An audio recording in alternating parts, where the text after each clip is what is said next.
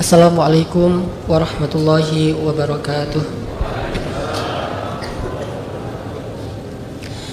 Alhamdulillah hamdan katsiran thayyiban mubarakan fih kama yuhibbu rabbuna wa yarda. Asyhadu an la ilaha illallah wahdahu la syarikalah wa asyhadu anna Muhammadan abduhu wa rasuluh la nabiyya ba'dah. Allahumma shalli wa sallim wa barik ala Muhammadin wa ala alihi wa sahbihi ajma'in. Bapak Ibu yang dirahmati Allah Subhanahu wa taala, pertama-tama saya memohon maaf. Saya karena belum tahu kondisi di masjid ini. Sebetulnya saya pribadi juga sedang menjalankan qunut nazilah di salat berjamaah yang saya lakukan, cuman khawatir salah. Jadi tadi saya mungkin belum berkoordinasi. Tapi tidak apa-apa, kita tutup dengan doa nanti di akhir majelis untuk saudara-saudara kita di Aleppo, Rohingya, Palestina dan di seluruh dunia. Pada malam ini kita akan belajar tentang salah satu di antara dasarnya ilmu. Kalau kata Imam Al-Ghazali, dasarnya ilmu itu adalah ketika akhirat lebih engkau cintai daripada dunia. Itu adalah dasarnya ilmu. Dari dasar atau fondasi itulah kemudian ilmu Islam dibangun. Dari fondasi itulah kita memahami ma'rifatullah, kita memahami ibadah kepada Allah, kita memahami akhlak, muamalah, semuanya dari dasar. Salah satunya adalah ketika akhirat lebih kita cintai daripada dunia. Sedangkan puncaknya ilmu adalah takut kepada Allah. Ra'sul hikmah, kata Nabi, makhafatullah. Puncaknya ilmu adalah takut kepada Allah Subhanahu wa taala. Jadi bisa kita simpulkan dari dua kalimat ini, hal yang pertama yang harus kita benar-benar kuasai dalam belajar ilmu Islam itu adalah merasa akhirat lebih kita rindukan, lebih kita cintai, lebih baik daripada dunia. Dan dari situ nanti terbangun puncaknya ilmu sampai kepada tingkat takut kepada Allah Subhanahu wa taala. Innama yakhsyallaha min ibadihi al-ulama. Sesungguhnya yang takut kepada Allah di antara hamba-hambanya adalah orang yang berilmu. Untuk membahas tentang bab mencintai akhirat lebih daripada dunia ini, saya akan mengawali dengan tilawah surat Al-Qiyamah. Mungkin kalau Bapak Ibu membawa mushaf Al-Quran atau ada aplikasi Al-Quran di handphonenya, boleh membuka surat 75, surat Al-Qiyamah, yang semua isi suratnya itu tentang akhirat, tentang kiamat, tentang kematian, tentang apa yang terjadi setelahnya. A'udzu billahi minasy syaithanir rajim. Bismillahirrahmanirrahim. La uqsimu biyaumil qiyamah wa la uqsimu bin nafsil lawwamah.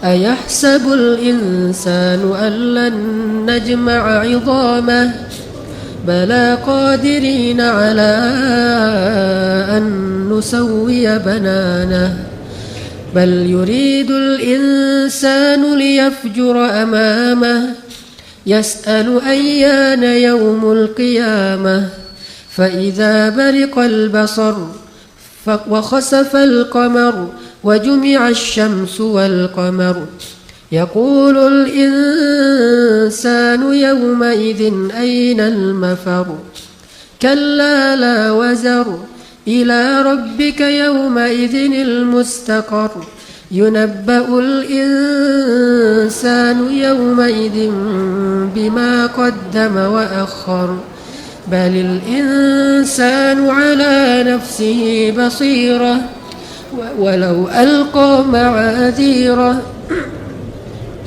لا تحرك به لسانك لتعجل به إن علينا جمعه وقرآنه فإذا قرأناه فاتبع قرآنه ثم إن علينا بيانه كلا بل تحبون العاجلة وتذرون الآخرة وجوه يومئذ ناظرة إلى ربها ناظرة ووجوه يومئذ باسرة تظن أن يفعل بها فاقرة كلا إذا بلغت التراقي وقيل من راق وظن أنه الفراق والتفت الساق بالساق إلى ربك يومئذ المساق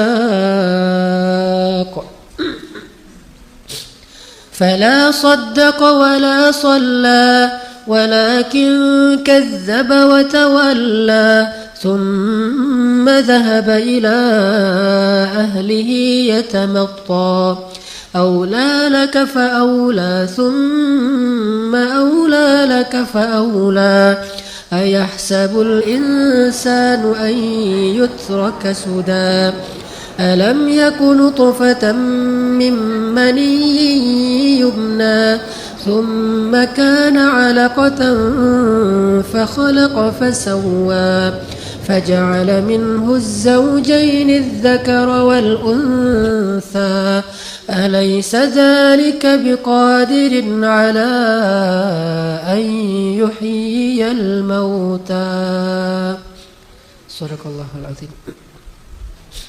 Aku bersumpah demi hari kiamat, dan aku bersumpah dengan jiwa yang amat menyesali diri sendiri. Apakah manusia mengira bahwa kami tidak akan mengumpulkan kembali tulang belulangnya? Bukan demikian. Sebenarnya kami maha kuasa menyusun kembali jari jemarinya dengan sempurna. Bahkan manusia itu hendak berbuat maksiat terus menerus. Ia berkata, kapankah hari kiamat itu terjadi? Maka apabila mata telah terbelalak karena ketakutan, dan apabila bulan telah hilang cahayanya, dan matahari dan bulan dikumpulkan, pada hari itu manusia berkata, kemana tempat untuk berlari? Sekali-kali tidak ada tempat untuk berlindung. Hanya kepada Tuhanmu lah pada hari itu tempat kembali. Pada hari itu diberitakan kepada manusia apa yang telah dikerjakannya dan apa yang dilalaikannya. Bahkan manusia itu menjadi saksi atas diri mereka sendiri, meskipun dia mengemukakan alasan-alasan. Janganlah kamu gerakkan lidahmu untuk membaca Al-Quran karena hendak terburu-buru menguasainya.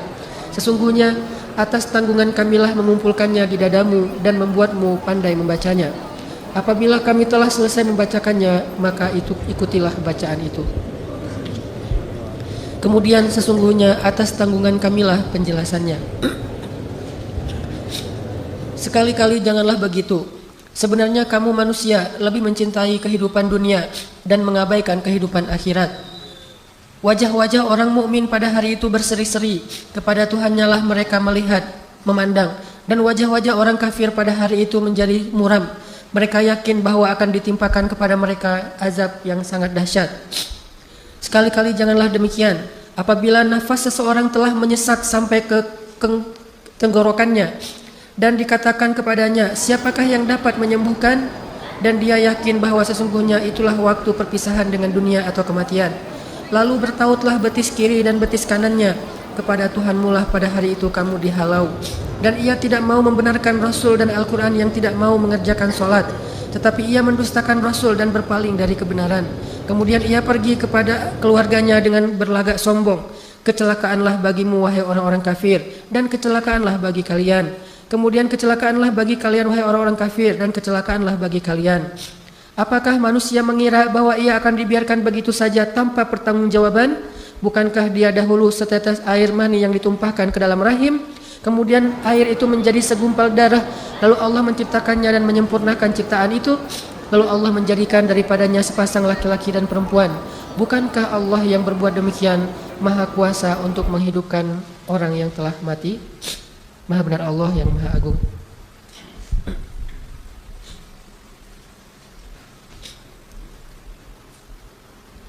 Jamaah yang dirahmati Allah Subhanahu wa taala, kita perlu belajar dan mengajarkan kepada keluarga kita tentang kehidupan akhirat itu lebih penting lebih lama, lebih abadi, lebih bahaya, lebih indah, lebih dahsyat daripada kehidupan dunia. Ini salah satu materi pendidikan yang harus serius kita pelajari dan kita ajarkan kepada keluarga kita, terutama kepada anak-anak kita. Karena dari pemahaman dasar inilah kita akan bisa mudah mengajak keluarga kita kepada amal-amal soleh. Orang akan mudah beramal soleh kalau amal solehnya itu didasari atas kecintaan kepada akhirat. Tapi akan terasa sangat berat beramal soleh kalau amal solehnya itu didasari atas hitung-hitungan dunia. Jadi anak kita kalau disuruh sholat berat, mungkin dia belum paham tentang nikmatnya akhirat dan bahayanya juga akhirat bagi orang yang sholat dan yang meninggalkan sholat. Sehingga perlu kita tanamkan sampai menjadi perasaan dan keyakinan dalam hati keluarga kita, dalam hati kita masing-masing, bahwa semua yang kita lakukan di dunia ini nanti akan dimintai pertanggungjawaban di akhirat. Dan itu konkret, bahwa kita yang di akhirat nanti adalah kita yang sekarang di dunia, bukan mimpi, bukan cuma ruh, cuma pindah tempat, pindah waktu, tapi diri kitanya sama. Itu mirip seperti kalau kita sekarang pergi ke Mekah, tempatnya berubah, waktunya berubah, tapi diri kitanya masih sama. Memori kita masih terbawa, sehingga kita masih ingat dengan keluarga kita di kampung, kita kangen dengan mereka, kita telepon mereka, hanya pindah tempat saja. Yang mungkin waktunya berubah sedikit, berbeda 4 jam. Kalau di sini sudah siang, di sana mungkin masih pagi. Berubah waktu, berubah tempat, tetapi diri kita sama, tidak ada yang berubah. Begitu juga akhirat, hanya berubah tempat, namanya bukan lagi dunia, tetapi akhirat. Berubah waktu, bukan lagi 24 jam dalam sehari, tetapi siangnya selama-lamanya. Cuman diri kita itu sama persis, tidak ada yang berubah kecuali karena amal-amal kita. Berubah menjadi lebih baik fisik kita karena amal soleh kita, atau berubah menjadi buruk fisik kita karena amal dosa-dosa kita. Tapi diri kita masih sama.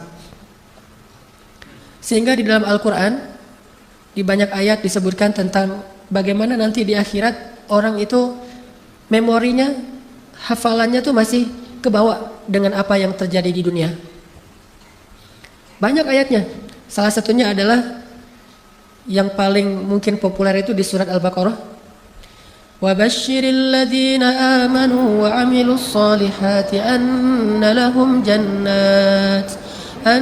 لَهُمْ جَنَّاتٍ تَجْرِي مِنْ تَحْتِهَا الْأَنْهَارُ كُلَّمَا رُزِقُوا مِنْهَا مِنْ ثَمَرَةٍ رِزْقًا قالوا هذا الذي رزقنا من قبل وأتوا به متشابها.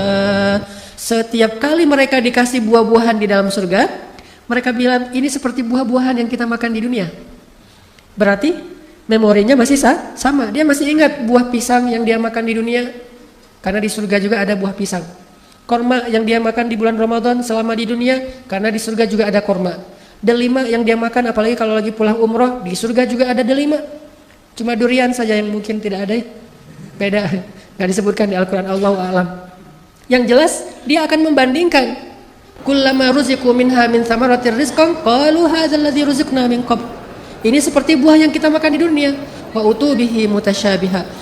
Tetapi Allah tidak sama memberikan buah di surga dengan di dunia, hanya mirip tetapi rasanya jauh lebih nikmat. Ini artinya diri kita yang di akhirat nanti sama dengan diri kita yang di dunia.